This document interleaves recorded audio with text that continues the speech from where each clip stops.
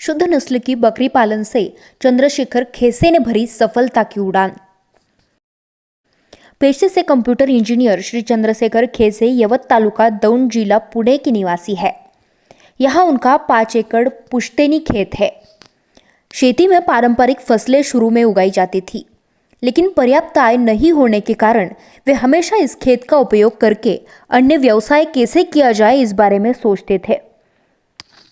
इसलिए उन्होंने खेती संबंधित व्यवसाय के बारे में जानकारी एकत्र करना शुरू किया और इसी से उन्होंने बकरी पालन व्यवसाय शुरू करने का फैसला किया। साल 2016 में उन्होंने सिरोही नस्ल के 3 से 4 महीने उम्र के 70 मेमने खरीदी करके बकरी पालन व्यवसाय शुरू किया।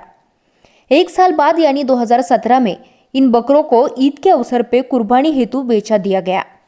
इस संदर्भ में उनका ध्यान छोटे मेमनों को खरीदकर वजन बढ़ाने की वजह अच्छे नस्ल की बकरियां प्रजनन हेतु पाल के और पैदा होने वाले मेमनों का वजन बढ़ाकर बेचने में अधिक आय हो सकती है। सोजत और तोतापुरी जैसी नस्ल के बकरे दिखने में आकर्षक होने के कारण ईद के लिए कुर्बानी हेतु इन बकरों को अत्यधिक मांग होती है और ऐसी बकरों को कीमत भी अपेक्षाकृत अच्छी होती है।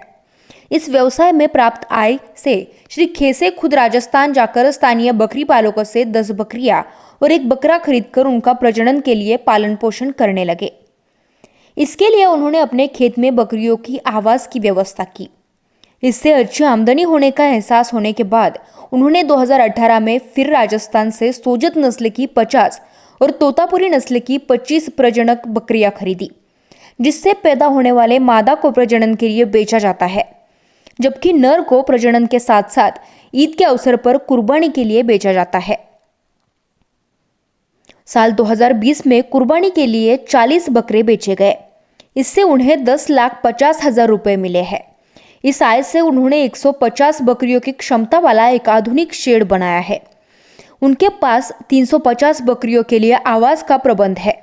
अब श्री खेसे इनके फार्म पर शुद्ध नस्ल की 100 बकरियां, इसके साथ साथ 120 मेमने इतना पशुधन है। बकरियों के पोषण एवं चारे पर होने वाला खर्च को नियंत्रित करने के लिए श्री खेसे खेत में उन्नत प्रजातियों का चारा लगाते हैं। इसमें नेपियर, ल्यूसर्न और मक्के की उन्नत प्रजातियां शामिल है। मक्का के हरे चारे से उत्तम किस्म का सिलेज तैयार कर बकरियों को खिलाया जाता है। चारे की लागत कम करने के लिए सुबबुल, जयंती, अगस्ती, मुनगा जैसे पेड़ लगाकर बकरियों को चारा दिया जाता है। इसी के साथ ही बकरियों के लिए कम कीमत पर रातब मिश्रण तैयार किया जाता है। श्री खेसे के फार्म पर बकरी के स्वास्थ्य प्रबंध और बीमारी के रोकथाम पर पूरा ध्यान दिया जाता है। वार्षिक टीकाकरण, कीड़े और बाह्य परजीवियों के नियंत्रण के साथ साथ बीमार बकरियों का समय पर उपचार आदि पर जोर दिया जाता है। वैज्ञानिक विधि अपनाकर बकरी पालन व्यवसाय आर्थिक रूप से व्यवहार बनाने के लिए क्षेत्र के विशेषज्ञ डॉक्टर सचिन टेकाड़े इनसे नियमित रूप से परामर्श और मार्गदर्शन किया जाता है। ये बात श्री खेसे विशेष तौर पर जिक्र करते हैं। नमस्ते, मैं चंद्रशेखर सीताराम खेसे। मेरे पिताजी पहले से फार्मर है और फार्मिंग ही हमारा पहले से प्रोफेशन है। मगर पिछले कुछ सालों से फार्मिंग में हम लोग देख रहे हैं कि हम लोग को जितना मुनाफा और प्रॉफिट मिलना चाहिए उतना मुनाफा नहीं मिल रहा। तो उसकी वजह से हम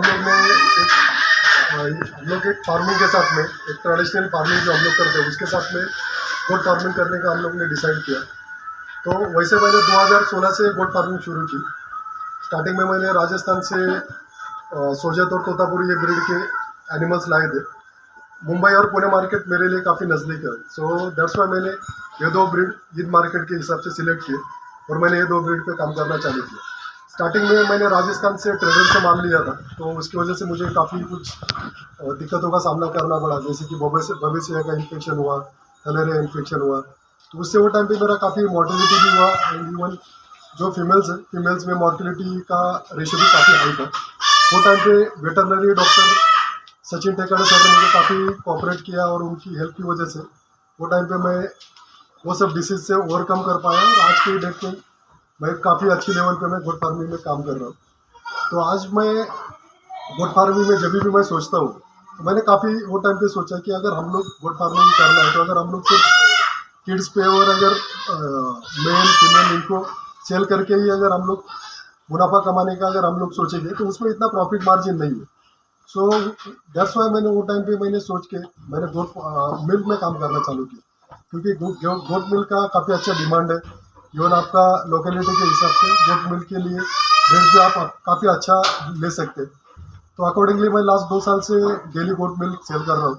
तो आज की डेट में मेरा डेली का गोट मिल्क 12 से 15 लीटर मैं डेली सेल करता हूँ। तो मैं एक ही बोलना चाहूँगा मेरे सब भाई लोगों से, जो किसान है, जो कुछ अच्छी जगह पे जॉब कर रहे हैं या जो भी है, तो अगर आप गोट फार्मिंग में आने का सोच रहे हैं और अगर आपका प्लानिंग है कि आपको कुछ अच्छा करना है, तो डेफिनेटली गोट फार्मिंग आपके लिए बहुत बहुत अच्छा प्रोफेशन है।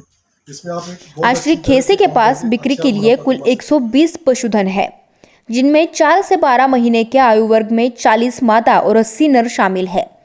एक बकरे की औसतन कीमत 12,000 से 25,000, जबकि एक मादा बकरी की कीमत 15,000 से 20,000। इस औसत के आधार पर श्री खेसे इनको लगभग 22 लाख आय की उम्मीद है। इसमें से लगभग 10 लाख खर्च घटाने के बाद पशुधन की बिक्री से 12 लाख का शुद्ध लाभ प्राप्त होगा। इसके अलावा मेमनों के दूध की आवश्यकता को पूरा करके बकरियों के शेष दूध को बेचा जाता है। रोजाना औसतन 10 से 12 लीटर दूध बिकता है। इसमें सालाना 3 से 4 लाख की आमदनी होती है। इसी द्वारा अतिरिक्त दूध बेचकर अच्छी आमदनी होती है। यह प्रयोग श्री खेसे ने सफल करके दिखाया है।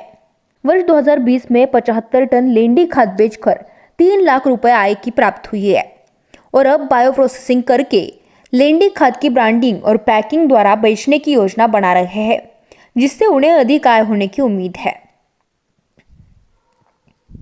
इस क्षेत्र के किसान और बेरोजगार युवा श्री खेसे के फार्म पर जाकर बकरी पालन व्यवसाय के बारे में सीखते हैं।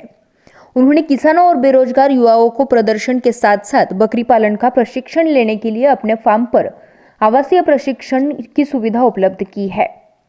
इसमें विशेष तज्ञ पशु चिकित्सकों के मार्गदर्शन के साथ साथ फार्म प्रबंधन का प्रदर्शन करके वैज्ञानिक तरीके से बकरी पालन कैसे करें, इस बारे में जानकारी प्रदान की जाती है। इसके माध्यम से इस क्षेत्र के कई युवा बकरी पालन व्यवसाय की तकनीकों को अपनाकर अपना खुद का व्यवसाय शुरू कर रहे हैं। इसलिए श्री खेसे इनका बकरी पालन व्यवसाय निश्चित रूप से न केवल इस क्षेत्र में बल्कि पूरे राज्य में रोजगार सृजन को प्रेरित कर रहा है, इसमें कोई शक नहीं।